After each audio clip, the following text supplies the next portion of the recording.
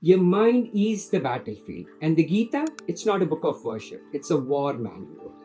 That's not just a metaphor, it's exactly what this video is about. Because while the world argues about AI, climate change, trade wars, the real chaos is in here. We live in an age of infinite noise, information, pressure, uncertainty. You try to stay calm, stay focused, but the mind has its own plans.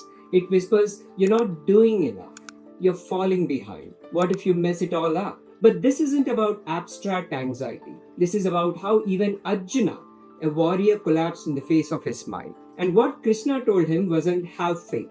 It was train your attention, let go wisely, watch the loops. And look, this isn't just Gita theory. I'll take you through my own unraveling. Watching a movie that triggered something very deep. I thought I was healing, but I was just spiraling. It took me months to realize I wasn't in control. The movie was gone, but the story in my head kept rolling. That's the real enemy, untrained attention feeding old patterns. But here's what changed everything. Seeing it early, sitting with it, naming the pattern, and not reacting. That's what this video offers. Not a promise of peace, but a path through the noise, using Abhyasa and Vairagya the way Krishna meant it. No lectures, no renunciation, just practical tools, deep pattern breaks, and a new way to live with your mind without letting it own you. And this isn't a spiritual bypass, this is inner war, and it starts right here. Let's begin. AI is taking over. Climate change is escalating. Powerful personalities are turning the world upside down, and our minds restless, distracted, overwhelmed. What if the biggest threat isn't out there, but in here? This video isn't about what might happen to the world, it's about how to stop your mind from falling apart in it. We are living through extraordinarily disruptive times. Tech is evolving faster than biology, climate events are spiking, social structures are shifting, but the real breakdown, it's happening inside our own heads. You try to focus, but a voice says, what if I fail? You want to rest. It whispers you're falling behind. You chase success, then panic. What if I'm choosing the wrong path? These aren't rare thoughts. They are default settings. We've built a world of infinite options and almost zero stillness. We have trained our attention to scatter, not settle. We scroll, we switch, we chase, but deep down, we feel more fragmented than ever. But here's the big question. Can we ever tame this storm of thought? Or is this just what is meant to be human now? When people hear Bhagavad Gita, most assume religion, rituals, renunciation, monks, and saints. But that's not what it is. The Gita is not a retirement plan for the soul. It's a war manual for the mind. It wasn't spoken in an ashram. It was delivered in the middle of a battleground. That man was Arjuna, a prince, a warrior, and a leader. In chapter 6 of Bhagavad Gita, even he says, Krishna, my mind is like the wind. I can't control it. The mind is restless, turbulent, strong, and stubborn. Controlling it is like trying to catch the wind. By the way, this isn't just poetry, it's diagnosis. This is the Gita saying, yes, the mind is hard. And Krishna, the Lord, instead of brushing it off, says, yes, it is tough, but it's not impossible. He doesn't shame Arjuna, he dignifies the struggle. Then hands him a toolkit, which has two tools in it, Abhyasa, the practice, and Vairagya, detachment. These aren't abstract concepts, they are psychological tools, and they change the course of a war. So yeah, they might help you through your next panic spiral. Let's begin with Vairagya. This word gets thrown around a lot in spiritual circles, but it's also one of the most misunderstood. Most people hear detachment and immediately think indifference, numbness, cold withdrawal. But Vairagya is none of those things. It's not just about giving up your emotions, it's about changing your relationship to them. Here's an image. You're walking through a forest, a tiger appears. If you panic, it chases you. If you attack it, it fights back. But if you stay calm, watch it, respect it, you learn its rhythm. That tiger is your cravings, your fears, your desire to control every outcome. Most of us feed the tiger every day. Every time we chase a like, refresh our email, revisit an old fight in our head, we are tossing it fresh meat. Vairagya is about not feeding it unnecessarily. It's the art of saying, this emotion is real, but it doesn't have to run my life. It's not suppression, it's not escape, it's intelligent distance. Think of it like placing your phone on Do Not Disturb. The notifications are still there, but they don't hijack your mind.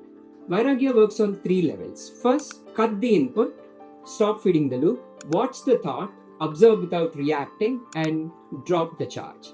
Let the emotional surge pass. Here's an example from my own life. Years ago, I watched this Hindi film called Udaan. It portrays the challenges faced by a sensitive and talented teenager in his journey towards self-discovery and personal growth, while living with a strict and controlling father who is traditionally masculine.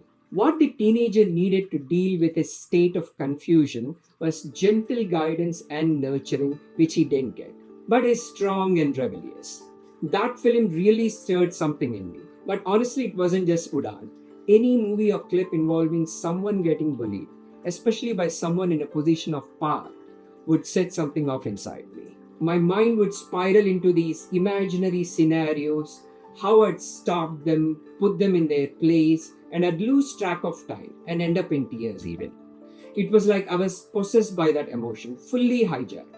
But it felt good to indulge in that mental movie, but I was only feeding the tiger. This kept happening for a long time, but what eventually helped was simple awareness. Watching the emotion rise, sitting with it, noticing it earlier, not following the mental movie. Eventually, the story faded, the storm calmed. That's Vairagya. Freedom through awareness. Not by killing the tiger, but learning how not to provoke it. Now, let's look at the other half of Krishna's toolkit, the one that gives you strength to stay present when the storm returns. If Vairagya is about letting go, then Abhyasa is about building up. Think of it this way. Vairagya clears the weeds. Abhyasa plants new roots. The Gita doesn't promise instant peace. It promises a path, one paid with repeated effort. And that effort, that's Abhyasa. In Sanskrit, Abhyasa means practice, but not just any practice. It's conscious, deliberate, repetitive. It's the kind of training you return to daily, especially when you fail. Krishna isn't saying be perfect, he's saying be persistent. Abhyasa is like going to the gym. You don't lift a dumbbell once and expect biceps. You lift, you repeat, you rest, you return. The mind is no different. Every time your attention wanders, you gently bring it back. You strengthen that mental muscle.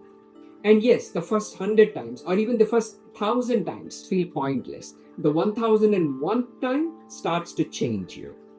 One of the most powerful things about Abhyasa is its humility. You don't need to believe in God. You don't need to sit for hours in a cave. You just need to show up again and again. You can practice Abhyasa while sitting in silence for 10 minutes, while walking mindfully without your phone, while doing deep work without distractions, even while brushing your teeth, just noticing the moment, the sensations. Abhyasa is the anchor. It is the rhythm. It is the reminder that I'm not my thought, I'm the one who sees it. And the more you return, the easier it becomes to stay. You don't get dragged into every craving. You don't spiral every time someone criticizes you. You begin to act, not just react. Ever so slowly, your mind shifts. It becomes clearer, less noisy, more centered. And here's the thing, even with Vairagya and Abhyasa, you'll still find yourself triggered sometimes. You wonder, why does this keep happening? Why do I keep getting pulled back into the same patterns? For that, we need to look deeper into the hidden architecture of your minds, the place where patterns live, desires repeat, and reactions begin. Let's talk about vasanas, the invisible roots of restlessness. Have you ever noticed how certain triggers hit you hard, even when you thought you had worked on yourself, even after journaling, meditating, and healing? Suddenly, a small comment from someone sets you off. A smell brings up sadness. A familiar situation creates panic. And you think, where did that come from? That's a vasana. In Sanskrit, vasana means a lingering impression, like a perfume that stays long after someone's gone. or like grooves on a vinyl record. They are patterns imprinted on your mind by past experiences, especially emotional ones. Vasanas are like seeds buried deep in the soil of your subconscious. Left unchecked, they grow into thoughts. Thoughts lead to habits, habits become your character. They are the reason we repeat the same arguments in different relationships, the same cravings even when we know better, the same inner scripts of fear, shame, or proving ourselves. Here's how the cycle works. Vasanas create desire or aversions.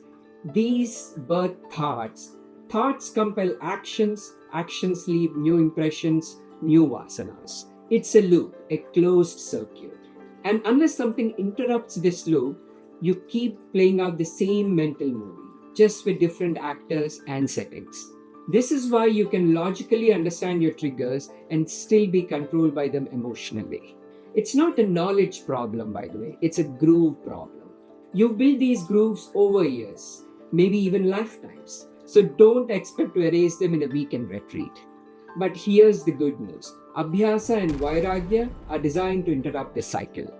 Abhyasa introduces new patterns, conscious, intentional ones. Vairagya stops the unconscious reactions from feeding the loop. Together, they loosen the soil. So the old roots, the vasanas, can be seen and slowly released. But let's pause here, because it's easy to turn this into self-blame. I have too many vasanas, I'm broken. No, you're not. Even Arjuna had vasanas. Even great yogis had to face them. So be gentle. This isn't about labeling yourself. It's about understanding the deeper mechanics of your mind. Once you know what you're dealing with, you can start living intentionally instead of being driven by invisible scripts. So what does this actually look like in practice? How do you start applying Abhyasa and Vairagya to your vasanas today? Let's bring it all together with a practical roadmap. This is where we stop talking about taming the mind and actually start doing it. Welcome to the daily path of petting the tiger. Everything we've explored so far, Vairagya, Abhyasa, Vasanas, they're not just ideas. They're not just theory. They are meant to be lived. This channel is called Pet the Tiger because your mind is not a monster to defeat. It's not a threat to escape. It's a force to understand, respect, and gently retrain. You don't cage the tiger. You don't run from it. You sit beside it, you study it, and over time, you pet it. So let's make this real. Here's how to start doing this today. Sit every day, even for 10 minutes. Sit, close your eyes, watch your breath. When the mind wanders, notice. Bring it back. That's Abhyasa. Do this every day, not for results, but for rhythm. What matters, and this is crucial, is not how peaceful you feel, but that you showed up. Create a simple mental cue. When you feel triggered, anxious, or reactive, silently say, Pet the tiger. Journal the patterns you notice. What triggers keep repeating? What mental loops hijack your attention? What do you keep seeking or avoiding? Write them down, track them, map them, because awareness is how grooves are softened. Over time, you'll begin to see your vasanas as they rise. And once you can see them, you don't have to be them. And that's the goal. Not to eliminate thought, not to feel nothing, but to move from reaction to response, from compulsion to choice, from restlessness to stillness, from fear to freedom. That's what Krishna offered Arjuna. That's what Gita offers you, not as belief, but as practice. So wherever you are in life, whether you're building a startup, raising a family, healing from heartbreak, or just trying to stay sane, remember, the storm outside may not stop, but the storm inside can be calm. Not by escaping life, but by engaging it intelligently, skillfully, and sacredly. Do not run from your mind. Don't shame your triggers, because the calmer your mind becomes, the more powerful your life becomes. This isn't just philosophy. It's mental rewiring. It's real. Start today. One breath, one moment, one written at a time. That is the Gita. This is your mind, and this is your path forward.